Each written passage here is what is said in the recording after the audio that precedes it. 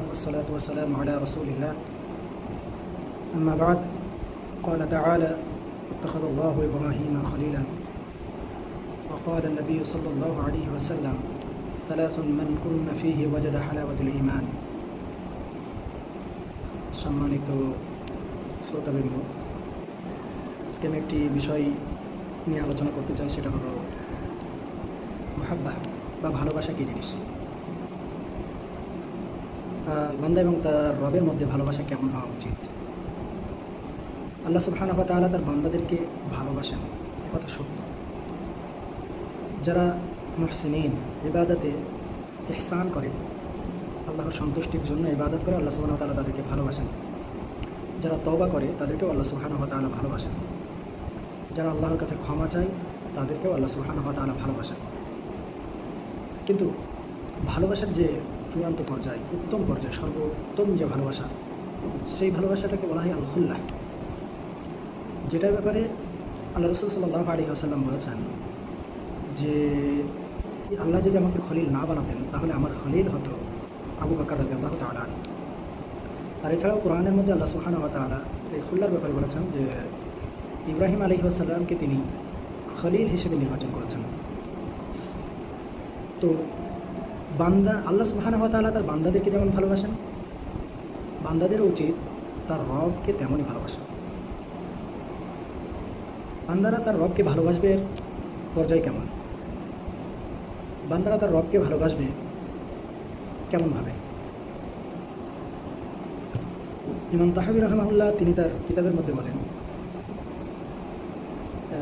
এটা শারহ আকিদাতুত তাহাবিয়া, আর ইশারাটা করেছেন আবুল ইজ আল হানাফি। তিনি বলছেন যে মুহাব্বাত হলো আল মুহাব্বা আর রাজুলু ইউহিব্বু মা ইউহিব্বু মাহু। একজন ব্যক্তি ওই জিনিসটাকে পছন্দ করে যেটা তার মাহবুব বা যাকে সে ভালোবাসে সেটা পছন্দ করে। যদি এমনটা হয় যে কোনো ব্যক্তি অপর ব্যক্তিকে ভালোবাসে তার ভালোবাসার কারণে, মানে সে যে কাজটাকে ভালোবাসে এই ব্যক্তিও ঠিক সেই কাজটাকেই ভালোবাসে, এমনভাবে ওয়াইয়া বহুদু মায়া বহুদু, এবং তিনি ওই কাজের প্রতি রাগান্বিত হন বা ওই কাজটাকে অপছন্দ করেন যে কাজটাকে তার মাহবুব অপছন্দ করেন। এখন আল্লাহ সুবহানাহু ওয়া তাআলাকে ভালোবাসা বলতে কেমন? তাহলে আল্লাহ সুবহানাহু ওয়া তাআলা যে সমস্ত বিধানসমূহ আমার আপনার জন্য নির্ধারণ করেছেন এবং আমার আপনার জন্য চয়ন করেছেন, এবং আল্লাহ সুবহানাহু ওয়া তাআলা যে মানুষদেরকে আমাদের জন্য ভালোবাসার তাগিদ দিয়েছেন, যাদেরকে আল্লাহ সুবহানাহু ওয়া তাআলা ভালোবাসেন, সেই সমস্ত কাজ, সেই সমস্ত কর্ম, সেই সমস্ত ক্রিয়া এবং সেই সমস্ত মানুষদেরকেও আমাদেরকে ভালোবাসতে হবে। যেমন আল্লাহ সুবহানাহু ওয়া তাআলা বলেন যে আকিমুস সালাহ, তোমরা সালাত আদায় করো। আমরা যদি আল্লাহ সুবহানাহু ওয়া তাআলাকে ভালোবেসে থাকি তাহলে আমাদের উচিত বা এটা কর্তব্য যে আমরাও তাকে ভালোবাসব।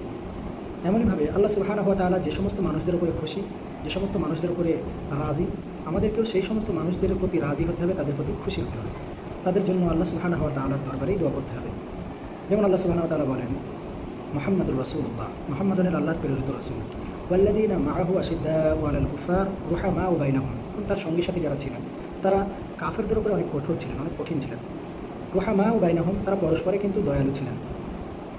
এরপরে বলছেন তারাহুম রুকআন সুজদান ইয়াবতাগুনা ফাদলাম মির রাব্বিহিম ওয়া রিদওয়ানা, তাদেরকে তুমি দেখবে যে তারা রুকু করে, সিজদা করে এবং তারা আল্লাহর ফাদল অনুসন্ধান করে। এরপর আল্লাহ সুবহানাহু ওয়া তাআলা বলেন রাদিয়াল্লাহু আনহুম ওয়া রাদু আন, তিনি তাদের প্রতি খুশি এবং তারাও আল্লাহর প্রতি খুশি। এখানে যে তিনি আল্লাহ সুবহানাহু ওয়া তাআলা তাদেরকে পছন্দ করেন, এই কথাটি সেই স্রষ্টা বলছেন যে স্রষ্টা পাস্ট, প্রেজেন্ট, ভবিষ্যৎ সব কিছুকেই জানেন। তারা জানতেন যে সাহাবীদেরকে, এই সাহাবীরা যারা মুহাম্মাদের সাথী সাল্লাল্লাহু আলাইহি সাল্লাম, তাদেরকে আল্লাহ সুবহানাহু ওয়া তাআলা ভালোবাসার কথা বলে দিয়েছেন। তারা ভবিষ্যতেও আল্লাহ সুবহানাহু ওয়া তাআলা তাদেরকে ভালোবাসবেন এবং এখন প্রেজেন্টেও আল্লাহ সুবহানাহু ওয়া তাআলা তাদেরকে ভালোবাসেন, পাস্টেও তাদের ব্যাপারে জানতেন, তাদেরকে ভালোবাসতেন। আল্লাহ সুবহানাহু ওয়া তাআলার সিফাত হলো তিনি পাস্ট, প্রেজেন্ট, ফিউচার সব কিছুকে জানেন, সব কিছু সম্পর্কে জ্ঞাত, তিনি আলিম, সব কিছু জানেন। এরপরে তিনি কোরআনের মধ্যে এই আয়াতটি অবতীর্ণ করেছেন। ওই জন্য আমাদেরও উচিত হবে যে আমরা আল্লাহ সুবহানাহু ওয়া তাআলা যাদেরকে পছন্দ করেন, যাদেরকে ভালোবাসেন, তাদের প্রতি আমাদেরও ভালোবাসা, তাদের প্রতি আমাদেরও ভক্তি, পছন্দ থাকা উচিত বা জরুরি। এছাড়াও আরও একটি বিষয় হলো যে রাসূল সাল্লাল্লাহু আলাইহি সাল্লাম কেমন, যদি ওই সংজ্ঞার উপরে ফেলা হয় তাহলে রাসূল সাল্লাল্লাহু আলাইহি সাল্লামকে ভালোবাসা বলতে কেমন হবে? তিনি যে সমস্ত জিনিস সম্পর্কে আমাদেরকে হুকুম দিয়েছেন, তিনি যে সমস্ত কাজগুলোকে পছন্দ করতেন, যেসব মানুষদেরকে পছন্দ করতেন, আমাদেরকেও সেই সমস্ত কাজ, সেই সমস্ত ক্রিয়া এবং সেই সমস্ত মানুষদেরকে ভালোবাসতে হবে। এটাই হলো মাহাব্বাহ এর নিয়ম। মাহবুব সেটাই ভালোবাসবে, যা একজন ব্যক্তি সেটাই ভালোবাসবে যা তার মাহবুব ভালোবাসে। আল্লাহ সুবহানাহু ওয়া তাআলাকে ভালোবাসার এটা হলো একটি পথ পদ্ধতি। আরেকটি বিষয় আমি খোলাসা করতে চাই, সেটা হলো যে ইশক শব্দটা, যে আশিকে রাসূল বা আশিকে আল্লাহ বা ইশকে হোসাইন, এমনভাবে ইশক শব্দটা ব্যবহার করা, এটা কোনো মানুষের জন্য বৈধ নয় যে সে আল্লাহ সুবহানাহু ওয়া তাআলার নামের সাথে ইশক শব্দটা জুড়ে দেবে। কেননা ইশক বোঝানো হয় আল মুহাব্বা বিশ-শাহওয়া, প্রবৃত্তির সাথে কাউকে ভালোবাসা। এটা সাধারণত হয় স্বামী স্ত্রীর মধ্যে। একজন পুরুষ তার স্ত্রীকে ভালোবাসে। এই যে ভালোবাসাটা শাহওয়াত বা প্রবৃত্তির কারণে যে ভালোবাসাটা হয়, সেই ভালোবাসার নাম হলো ইশক। সুতরাং আশিকে রসুল বলাতেই মহাব্বাতের পরিচয় পাওয়া যায় না। রাসূল সাল্লাল্লাহু আলাইহি সাল্লামকে ভালোবাসতে হলে তেমনভাবে ভালোবাসতে হবে, সেই সমস্ত জিনিসগুলোকে করতে হবে, সেই সমস্ত কর্মকাণ্ডগুলোকে পছন্দ করতে হবে যেগুলোকে আল্লাহ রাসূল সাল্লাল্লাহু আলাইহি সাল্লাম পছন্দ করতেন। সেই সমস্ত কাজ থেকে বেঁচে থাকতে হবে যে সমস্ত কাজ আল্লাহ রসুল ঘৃণা করতেন। শরীয়তের প্রত্যেকটি বিষয় আল্লাহ রসুল পছন্দ করতেন এবং শরীয়তের যে সমস্ত বিষয়গুলোকে মানা বা নিষেধ করা হয়েছে সমস্ত বিষয় সাদি আল্লাহ রসুল সাল্লাল্লাহু আলাইহি সাল্লাম অপছন্দ করতেন। এই কারণে আমাদের প্রত্যেকের জন্য জরুরি বা আবশ্যক যে আমরা আল্লাহ রসুল সাল্লাল্লাহু আলাইহি ওয়াসাল্লামের দেওয়া বিশ্বাস, আল্লাহ রসুল সাল্লাল্লাহু আলাইহি ওয়াসাল্লামের দেওয়া সুন্নাহ এবং আল্লাহ সুবহানাহু ওয়া তাআলার দেওয়া হুকুম আহকামগুলোকে ভালোভাবে মান্য করব। যদি আমরা মানুষ হিসেবে এই কাজগুলো করতে পারি, তাহলেই আমরা আল্লাহ এবং তার রসুলকে সঠিকভাবে ভালোবাসতে পারব।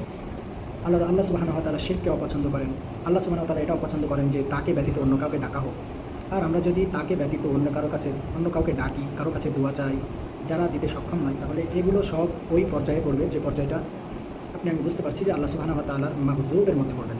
আল্লাহ সুবহানাহু ওয়া তাআলা আমাদেরকে তার প্রকৃত মুমিন বান্দাদের অন্তর্ভুক্ত হওয়ার তৌফিক দান করুন এবং তিনি আমাদেরকে সেই সমস্ত বান্দাদের অন্তর্ভুক্ত করুন যাদেরকে তিনি ভালোবাসেন, যাদেরকে তিনি চান। সিরাতাল লাযীনা আন'আমতা আলাইহিম, যে পথের উপরে তিনি নিয়ামত অনুগ্রহ রেখেছেন আমাদেরকে সেই পথের প্রতীক বানান এবং যে পথ থেকে তিনি আমাদেরকে বাঁচার জন্য তাগিদ দিয়েছেন, আল্লাহ আমাদেরকে সেই সমস্ত পথ থেকে বেঁচে থাকার তৌফিক দান করুন। অর্থাৎ গায়রিল মাগযুবি আলাইহিম ওয়ালা দ্দাল্লিন, এর পথে আমাদেরকে থাকার তৌফিক দান করুন। আমিন। ওয়া আখিরু দাওয়ানা আলহামদুলিল্লাহি রাব্বিল আলামিন ওয়া সাল্লাল্লাহু আলা নাবিয়িনা মুহাম্মদ। আসসালামু আলাইকুম ওয়া রাহমাতুল্লাহ।